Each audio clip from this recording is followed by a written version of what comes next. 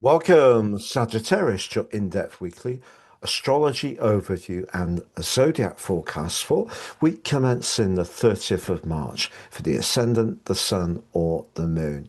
Going to share with you the big themes of the week first, then on screen your event chart. As you enter the week, always provides an influential backdrop. Then I go through each of the influences frame by frame to give you a clear picture of what you can expect in terms of energy, work, relationships, and finance.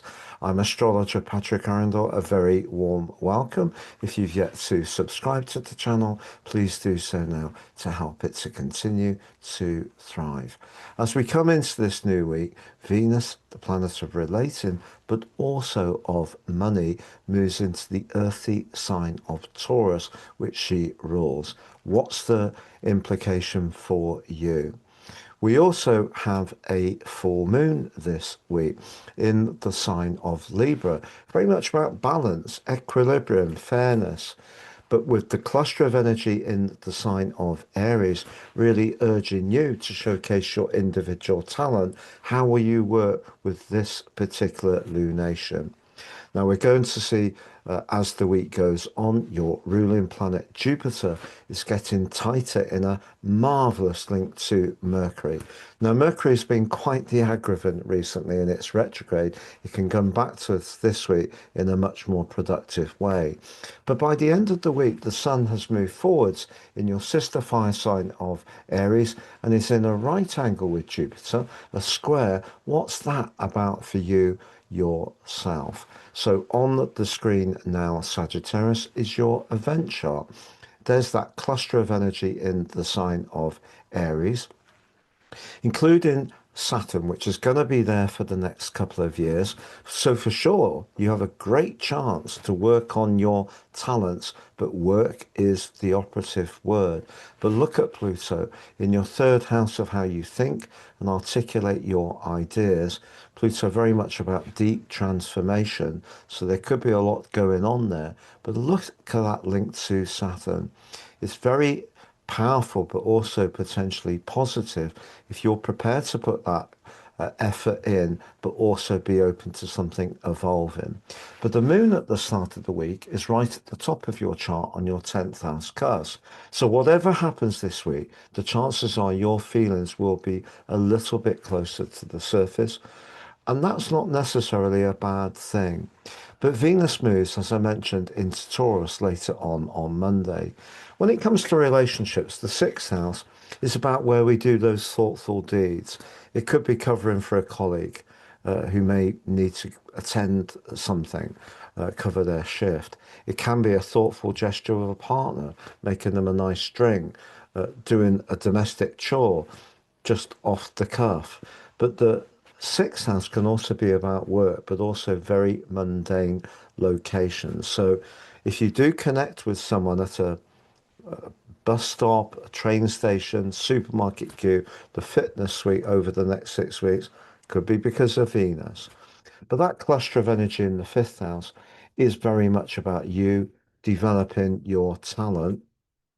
Will that full moon at the heart of this week prevent that?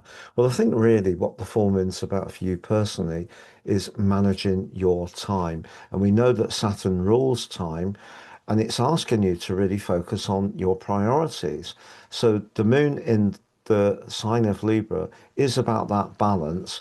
So if there are certain people that you can't keep up with at the moment, it's just about keeping them in the picture. And that's where the communicational energies of Libra can be so valuable.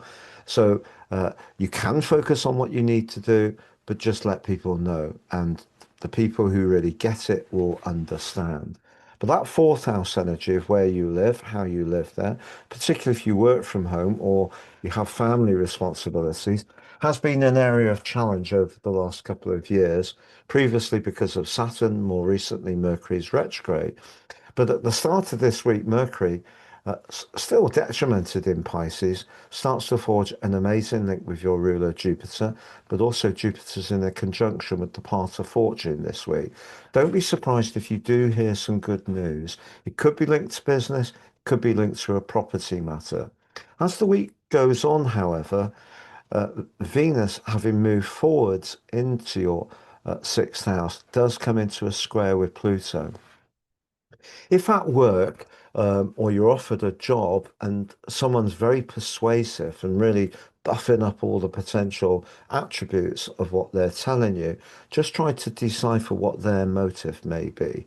Because when Venus and Pluto are in a square, we can see some leverage, and charm can be used, particularly when it gains someone something, but not necessarily as much as they may be telling us we get from the situation. So just watch out for that.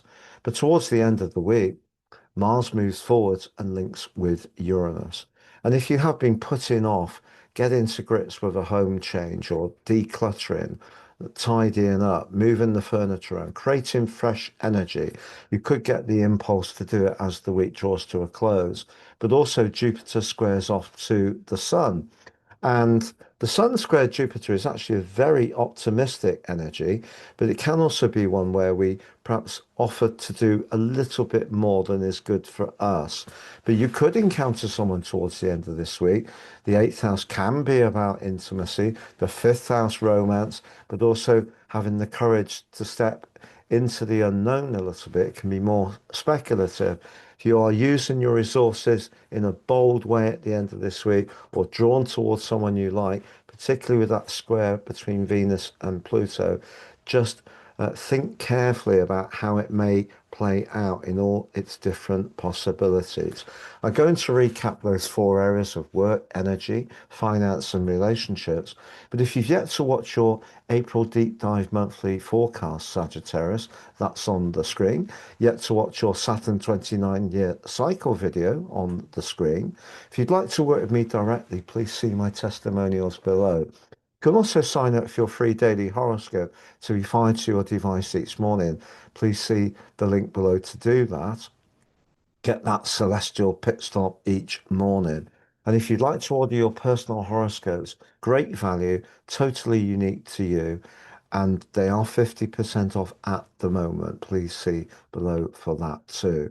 So to summarize, I think when it comes to your talent, your flair, even wanting to add a bit of drama to your world, actually, it's that old-fashioned principle of rolling our sleeves up and really applying yourself. So whatever's gripping you at the moment, do work hard at it. It could be a relationship, it could be a creative talent you have.